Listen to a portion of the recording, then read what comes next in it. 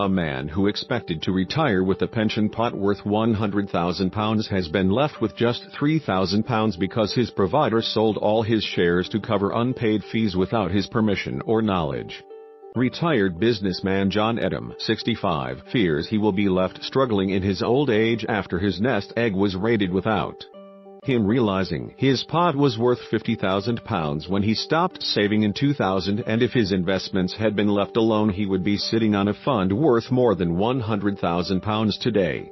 But without his knowledge, his pension company sold all his shares in 2005, raising £17,000 to pay the annual fees for his plan.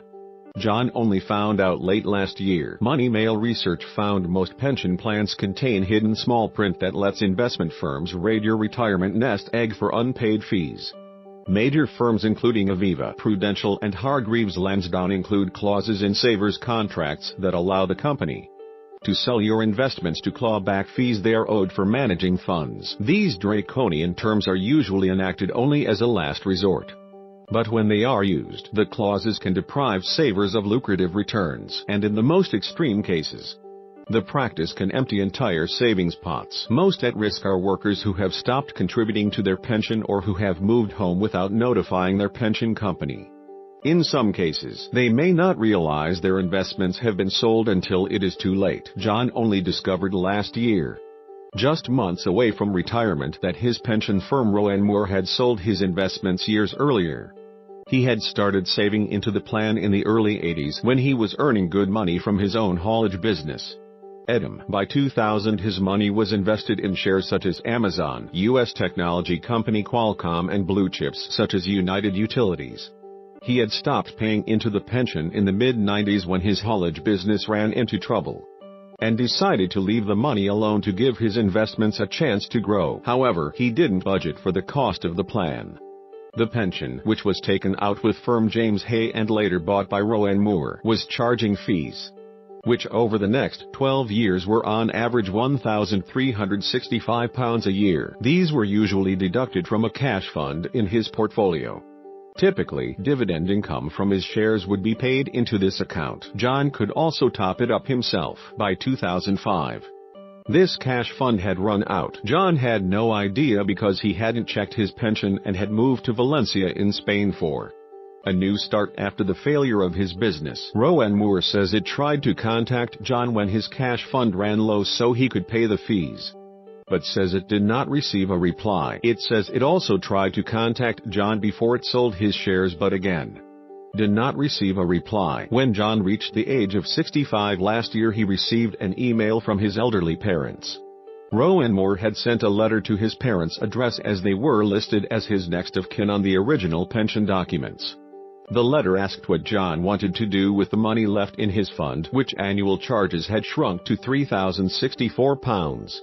It transpired that Rowan Moore had sold all his shares in 2005, including 75 in technology company Amazon. These would be worth £68,400 alone today. By John's calculations, his other shareholdings would have taken the overall value of his pension pot above £100,000. Rowan Moore had left his savings in cash and taken the management fees averaging £1,365 a year. John says he would have paid the fees from his own pocket if he'd known he owed money.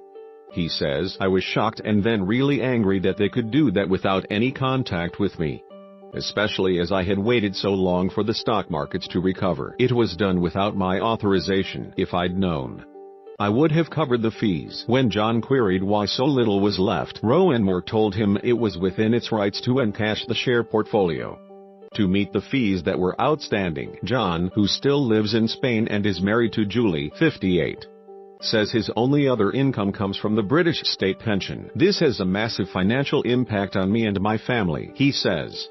"I have 3 young grandchildren in the UK and we were planning to use the money to make regular trips to see them. Now that's not possible." He has lodged a complaint with the Financial Ombudsman Service. Most major investment firms have similar small print. The terms and conditions of Aviva's self-invested pension portfolio say all charges are initially taken from a saver's cash fund. It adds, "If there is an insufficient cash balance to pay any charges due, we will automatically disinvest an amount to cover the charges by selling across your investments on a proportionate basis. Investment firm Hargreaves Lansdowne says, "We have the absolute right of sale of investments in your account to meet amounts you owe to us." Prudential's retirement account says, if the product charge cannot be taken due to insufficient funds, it will be taken first using cash, or then by selling stocks and shares proportionally. Mike Barrett, director at the Langcat Pensions Consultancy, says virtually all insurers have the right to sell your investment if there's not enough cash to cover fees. A Rowan Moore spokesman says Rowan Moore denies all wrongdoing in this matter. It is appropriate to let due process take its course before considering any comment on the matter. John Lawson of Aviva says, "We have robust processes in place to warn customers of any fund depletion by charges." Hargreaves Lansdowne says it would write to customers before selling their investments.